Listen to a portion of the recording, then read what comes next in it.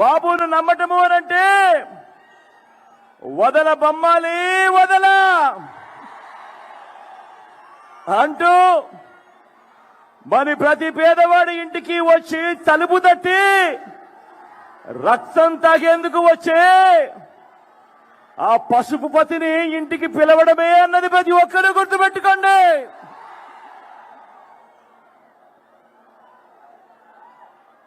నాకు వీరిలా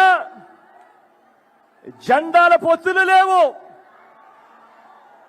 నాకు ఉన్న పొత్తు మంచి చేసిన ప్రజలతో, నాకున్న నమ్మకం ఆ దేవుడి దయ మీద.